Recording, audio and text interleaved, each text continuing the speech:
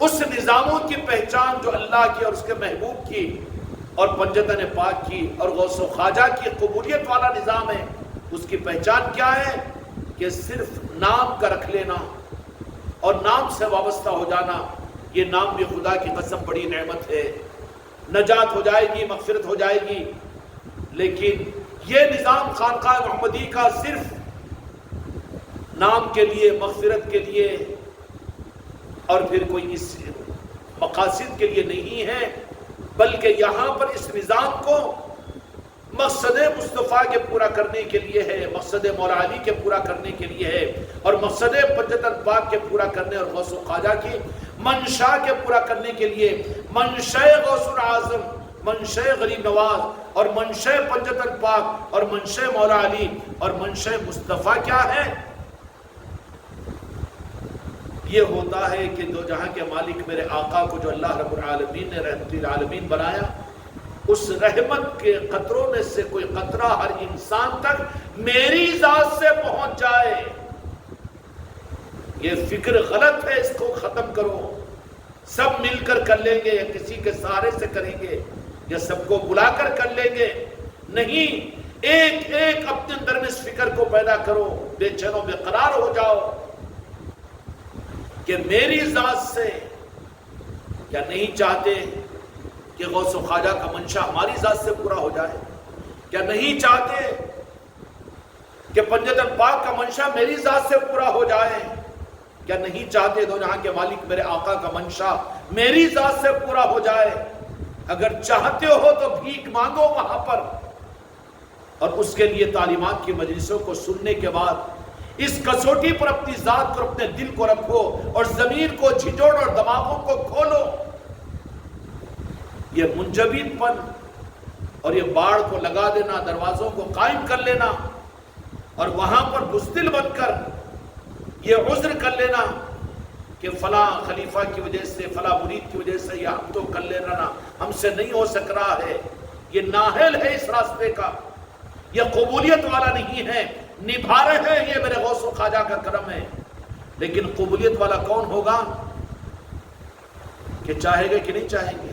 میں بول رہا ہوں تو منہ میں پانی آ رہا نا کہ غوث و خواجہ تم کو چاہ لے کہ اپنا نظام تمہارے ذریعے سے پہنچائے، چاہتے کہ نہیں چاہتے؟ الگ ہو پنجتن پاک کی بارگاہ میں، چاہتے ہو کہ نہیں چاہتے ہو؟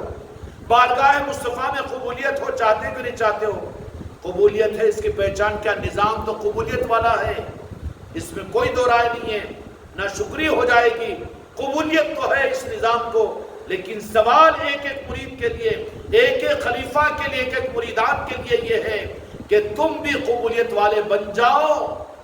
اگر نہیں بنو گے تو برکت میں نجات اور مغفرت ہو جائے، یہ بات الگ ہے، لیکن مقصد پورا نہیں ہوگا۔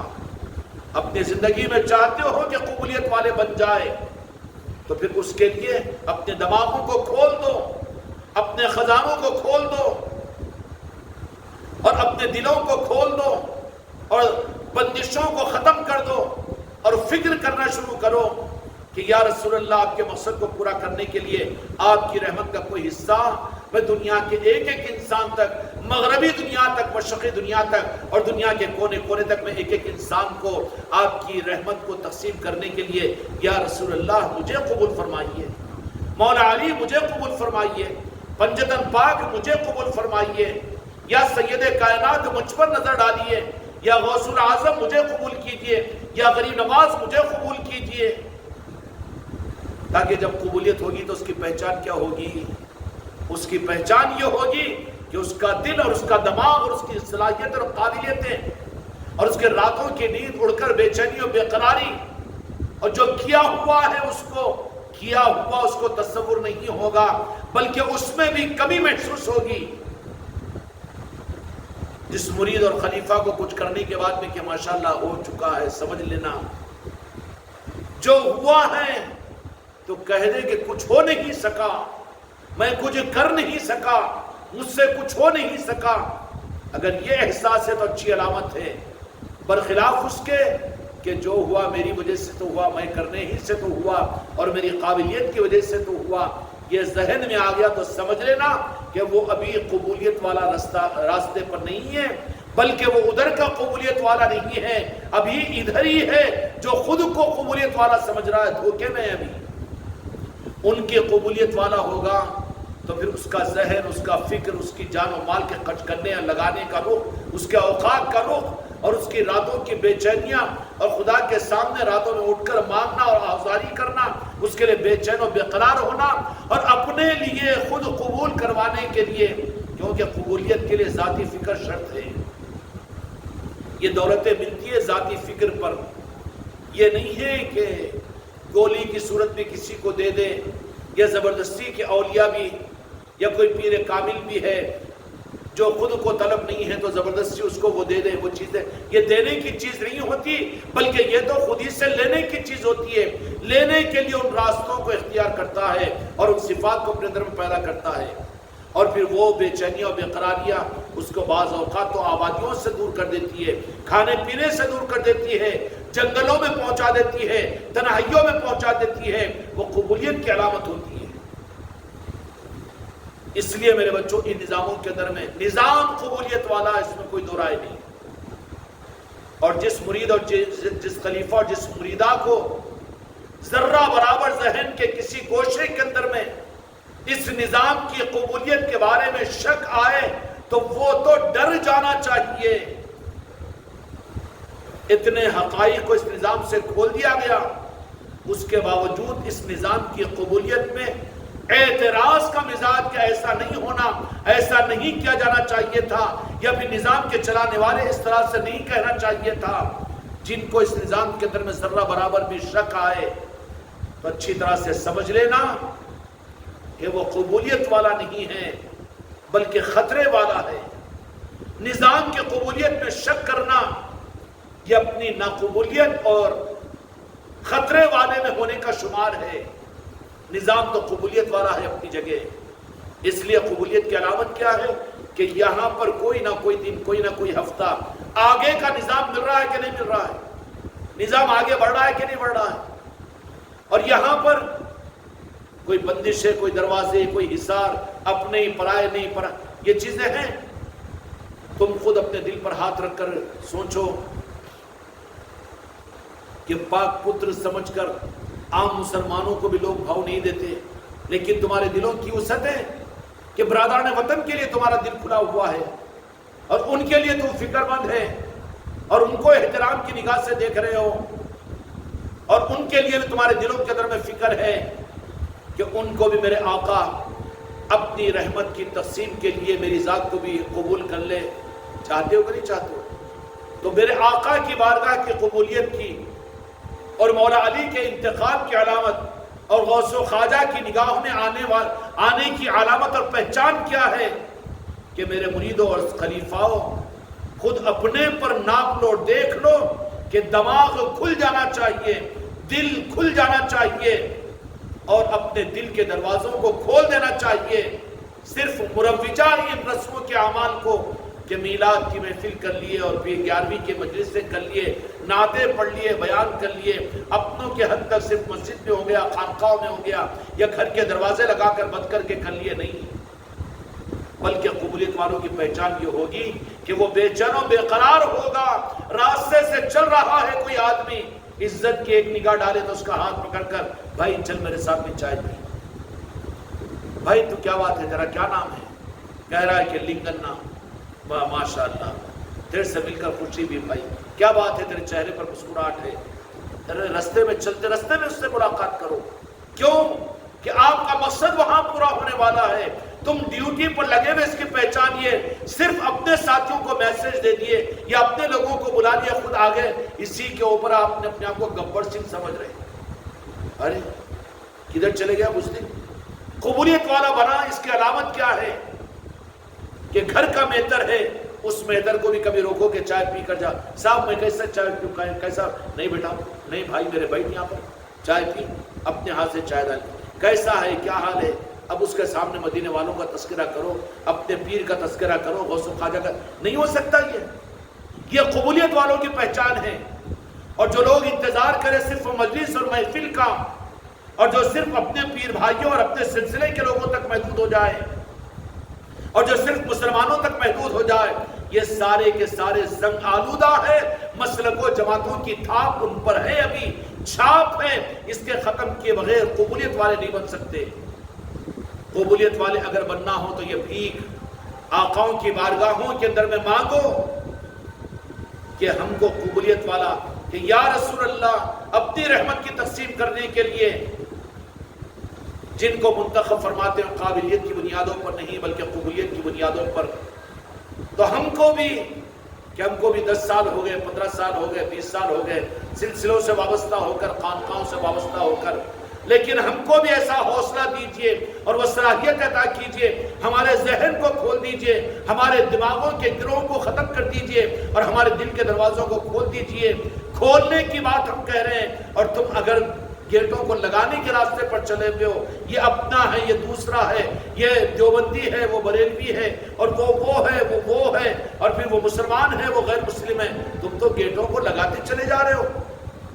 تمہارے نظام کا خاصہ یہ کہ ہم کہہ رہے ہیں کہ دلوں کو کھولو اور تم اس کو گیٹوں کو لگاتے چلے جا رہے ہو۔ یہ قبولیت والے ہونے کی علامت نہیں ہے۔ قبولیت والوں کی پہچان کیا ہوگی؟ کہ قبولیت والوں کی پہچان یہ ہوگی کہ وہ اپنے ذاتی طور پر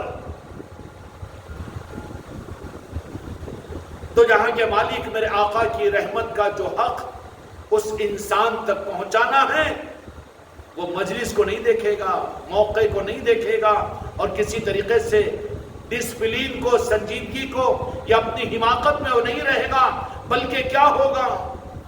اولیاء کا معاملہ کیا ہوتا کہ جو ان کے سامنے آ جاتا اس کا ہاتھ پکڑ لیتے، اور پھر جو ان کے قریب آ جاتا اس کو تو پھر محبت دے کر، اخلاق دے کر، اپنا جان و مال اس کو خرچ کر کے اپنے ہاتھوں سے کھلا کر اس کو کیا کرتے تھے کہ تو جہاں کے مالک میرے آقا کی محبت کی رحمت کا وہ رخ اس کو دے دیا کرتے تھے۔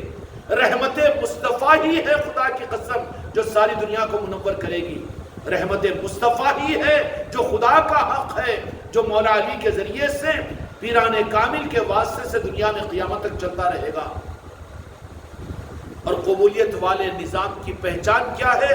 کہ یہاں کے نظاموں کے اندر میں آپ محسوس کر لیں گے کہ یہاں پر تنگی، دروازے کا لگا دینا، گیٹوں کا بند کرنا، یا کسی کو اپنا نہیں غیر سمجھنا یا غیر ثابت کرنا، یہ یہاں پر تو ہے نہیں۔ اور بھی دوسری بڑی پہچان یہ ہے قبولیت والے نظام کے ہونے کی کہ یہاں پر نظام آگے سے آگے بڑھتا جا رہا ہے، قبولیت والے آگے بڑھیں گے، اس لیے ہر ایک کو سب مل کر کرنے کے رخ پر اپنے آپ کو مت رکھو، بلکہ میں اپنی ذات سے کیا کر سکتا ہوں، میں خوش ہو جاؤں گا کہ کوئی میرا بچہ اس کو میرے آقاؤں کی بارگاہوں سے مانگ کر اگر اپنی ذات سے میرے آقا کی بارگاہ میں قبول ہو جائے اور پنجتن پاک کی بارگاہ میں قبول ہو جائے اور اس کے دل کے اندر میں ساری انسانیت تک تو جہاں کے مالک میرے آقا کی رحمت کے پہنچانے کا وہ ذریعہ بن جائے، تو میں اس کو اپنے لیے تو سعادت کی چیز سمجھوں گا۔ میں تو چاہتا ہوں کہ ایسے لوگ تیار ہو کہ کسی کو کسی قوم کے لیے میں استعمال کروں، اور کسی کو کسی دیہات کے لیے، اور کسی برادری کے لیے، اور کسی کو کسی علاقے کے لیے۔ لیکن بہت افسوس ہوتا ہے مجھے کہ جن پر میں امید رکھتا ہوں ان کی ذہنیتیں، ان کے دل اور ان نظاموں کے بارے ہی کے اندر میں بس اتنا ہی اتنا، یہ بڑی کھوٹ کی چیز ہے اور بڑی ہی عیب کی چیز ہے۔